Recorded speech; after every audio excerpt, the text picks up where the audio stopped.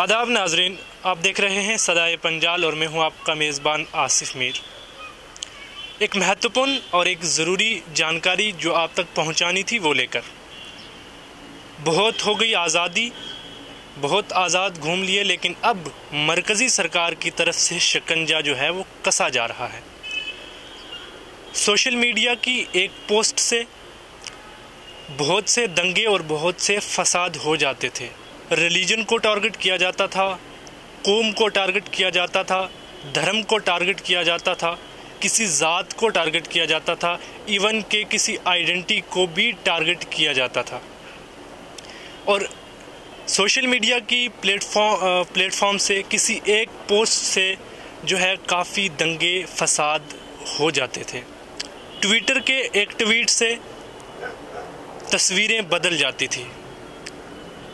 Politicians के एक tweet से पॉलिटिकल पार्टीज़ में जो है आपसी फाइट, एक लड़ाई जिसे कह लीजिए, वो शुरू हो जाती थी।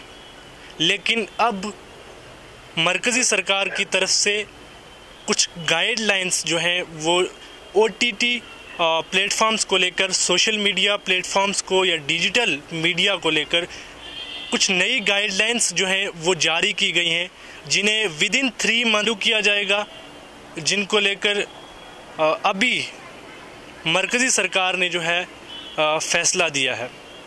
ये गाइडलाइंस 3 महीने के अंदर ही शुरू कर दी जाएंगी कि सोशल मीडिया पे काफ़ी सारे ऐसे पोस्ट, ऐसा कंटेंट डाला जाता था जिससे कि आउट ऑफ कंट्रीज़ से कुछ ऐसे कमेंट्स किए जाते थे, कुछ पोस्टें की जाती थी जिनको लेकर आवाम में अफरा तफरी मच जाती थी।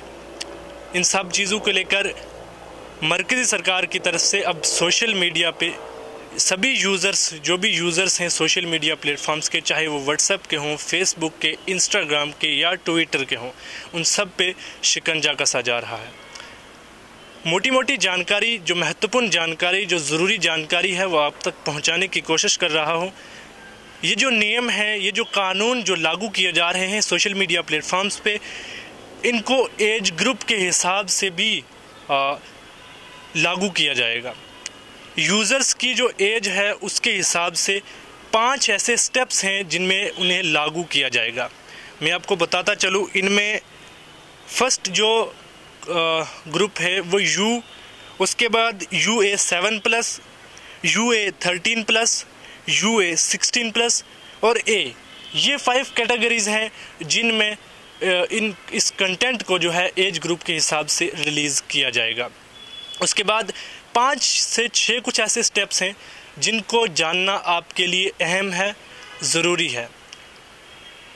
उसमें से सबसे पहले जो है, सोशल मीडिया पे किसी भी प्लेटफॉर्म पे कोई भी ऐसा कंटेंट डाला जाता है, कोई भी ऐसी पोस्ट की जाती है, उसके लिए कंप्लेंट सेल बनाया जाएगा।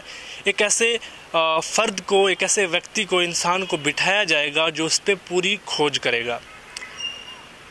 और दूसरा पॉइंट जो है, जो भी व्यक्ति, जो भी इंसान, जो भी शख्स अपॉइंट किया जाएगा कस्टमर्स की, यूज़र्स की कंप्लेंट को सॉल्व करने के लिए, उसका नाम डिस्क्लोज़ करना होगा और 15 डेज़ का टाइम, 15 दिनों का टाइम दिया जाएगा इस सारे मामले को सुलझाने के लिए, इस सारे मामले की जानकारी खोजने के लिए। थर्ड पॉइंट जो मैं आपको बताता चलूँ, कंप्लेंट डेटा। अब किसी भी कोई भी अगर व्यक्ति किसी के ख़िलाफ़ सोशल मीडिया के ऊपर कोई भी गलत पोस्ट या इस तरीके का कोई कमेंट पास करता है तो उसका कंप्लेंट डेटा जो है वो पूरे तरीके से आपको प्रोवाइड करना होगा।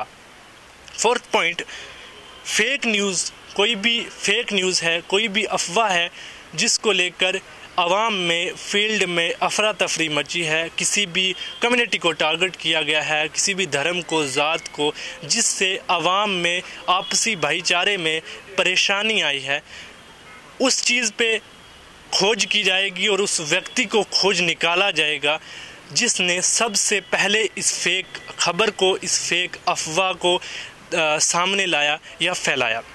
फिफ्थ पॉइंट जो आपके लिए जानना ज़रूरी है, जो भी विदेशी ताकतें बाहर से बैठकर हिंदुस्तान के अंदर कुछ इस तरीके की अफवाहें फैलाती हैं, या कोई भी विदेश में बैठकर, हिंदुस्तान का व्यक्ति ही विदेश में बैठकर कुछ इस तरीके की अफवाहें फैलाता है जिससे हैरेसमेंट होती है, जिसमें आवाम में आपसी भाईचारे में या दूसरी तीसरी चीज़ों में अफरा तफरी मचती है, उस पे भी खोज की जाएगी और उसका डेटा भी यहीं से निकाला जाएगा।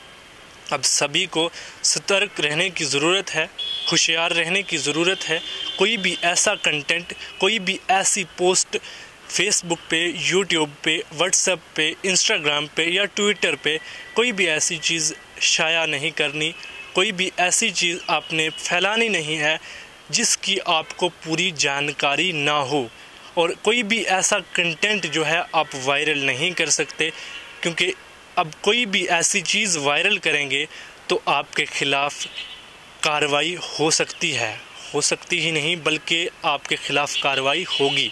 इसके लिए आपको होशियार रहना होगा, और वो ताकतें जो एक दूसरे को टारगेट करने के लिए सोशल मीडिया का सहारा लेती थी, उन सब को इस चीज़ से फ़िलहाल दूर रहना होगा। और ख़ास बात जो मैं आपको बताता चलूँ कि न्यूज़ पत्रकार, कुछ ऐसे पत्रकार जो ब्लैकमेलिंग का काम करते थे, वीडियोस बना के लोगों को ब्लैकमेल करते थे, उनके लिए एक चने चुबाने वाली बात है कि वो अब ऐसा नहीं करेंगे। अगर वो ऐसा करेंगे तो उनके ख़िलाफ़ कड़ी से कड़ी कार्रवाई होगी और इन सब के लिए उन्हें खोज कर निकाला जाएगा।